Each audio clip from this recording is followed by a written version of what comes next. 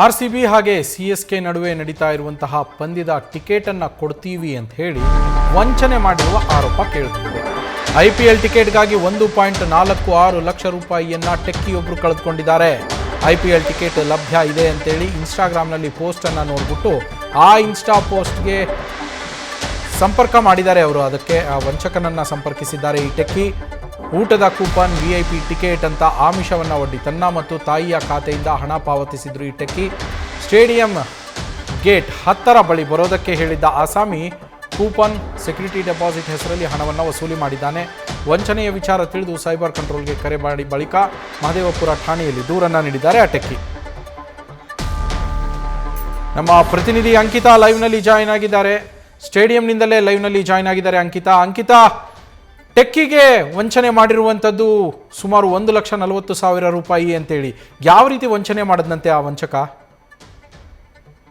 ನವೀನ್, ಬೆಂಗಳೂರಿನಲ್ಲಿ ಇವತ್ತು high voltage match ನಡೀತಾ ಇದೆ. ಆರ್ಸಿಬಿ ವರ್ಸಸ್ ಚೆನ್ನೈ ಮ್ಯಾಚ್ ನಡೀತಾ ಇರುವಂಥದ್ದು. ಹಾಗಾಗಿ ಆ ಮ್ಯಾಚ್ ಅನ್ನ ಕಣ್ತುಂಬಿಕೊಳ್ಬೇಕು, ಮ್ಯಾಚ್ ನೋಡ್ಬೇಕು ಅಂತ ಹೇಳಿ ಸಾಕಷ್ಟು ಜನ ಕಾಯ್ತಾ ಇದ್ದಾರೆ. ಹಾಗಾಗಿ ಯಾವ ವೆಬ್ಸೈಟ್ಗೆ ಹೋಗಿ ಟಿಕೆಟ್ ಅನ್ನ ಪಡ್ಕೊಳ್ಳೋದು ಅನ್ನೋದು ಗೊತ್ತಾಗ್ತಾ ಇಲ್ಲ. ಯಾಕಂದ್ರೆ ಈಗಾಗಲೇ ಅಫಿಷಿಯಲ್ ವೆಬ್ಸೈಟ್ ಏನಿದೆ ಅದು ಕೂಡಲೇ ತಕ್ಷಣ ಯಾವಾಗ ವೆಬ್ಸೈಟ್ ಓಪನ್ ಮಾಡ್ತಾರೆ ಅದಾದ್ಮೇಲೆ ಟಿಕೆಟ್ ಅನೌನ್ಸ್ ಆಗುತ್ತೆ, ತಕ್ಷಣ ಸೋಲ್ಡ್ ಔಟ್ ಆಗ್ತಾ ಇದೆ. ಹಾಗಾಗಿ ಸಿಕ್ಕ ಆಸೆಗೆ ಸಿಕ್ಕ ಲಿಂಕ್ಗಳಿಗೆ ಅಥವಾ ಯಾರಾದ್ರೂ ಇನ್ಸ್ಟಾಗ್ರಾಮ್, ಫೇಸ್ಬುಕ್ ನಲ್ಲಿ ಟಿಕೆಟ್ ಕೊಡ್ತೀನಿ ಅಂತ ಹೇಳಿದ್ರೆ ಅಂತವರನ್ನ ಕಾಂಟ್ಯಾಕ್ಟ್ ಮಾಡುವರ ಸಂಖ್ಯೆ ಕೂಡ ಜಾಸ್ತಿ ಆಗ್ತಾ ಇರುವಂತದ್ದು.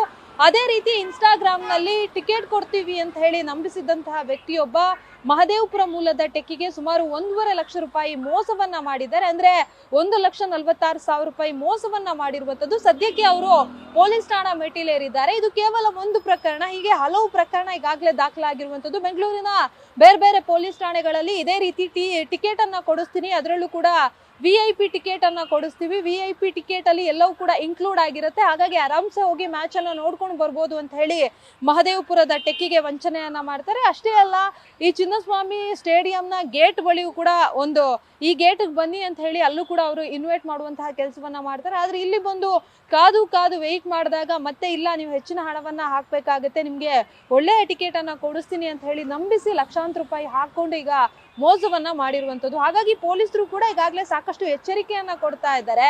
ಅಫಿಷಿಯಲ್ ವೆಬ್ಸೈಟ್ಗಳೇನಿದೆ ಅದರಲ್ಲಿ ಮಾತ್ರ ಟಿಕೆಟ್ ಅನ್ನ ಪರ್ಚೇಸ್ ಮಾಡಿ, ಸೋಲ್ಡ್ ಔಟ್ ಆದ್ರೆ ಮನೆಯಲ್ಲೇ ಕೂತ್ಕೊಂಡು ಮ್ಯಾಚ್ ನೋಡಿ ಅನ್ನೋ ಮಾತನ್ನ ಹೇಳ್ತಾ ಇದ್ದಾರೆ. ಅಂದ್ರೆ ಸಿಕ್ಕ ಕಡೆಗಳಲ್ಲಿ ನಾವು ಟಿಕೆಟ್ ಬೇಕು ಅಂತ ಹೇಳಿ ಏನಾದ್ರೂ ಕಾಂಟ್ಯಾಕ್ಟ್ ಮಾಡೋದಕ್ಕೆ ಹೋದ್ರೆ ನಿಜಕ್ಕೂ ಕೂಡ ಅಲ್ಲಿ ಫ್ರಾಡ್ ಆಗ್ತಾ ಇದೆ. ಜೊತೆಗೆ ಇದನ್ನೇ ಸಾಕಷ್ಟು ಜನ ಬಂಡವಾಳ ಮಾಡಿಕೊಂಡು ಮೋಸ ಮಾಡುವವರ ಸಂಖ್ಯೆ ಕೂಡ ಜಾಸ್ತಿ ಆಗ್ತಾ ಇರುವಂತದ್ದು. ನವೀನ್.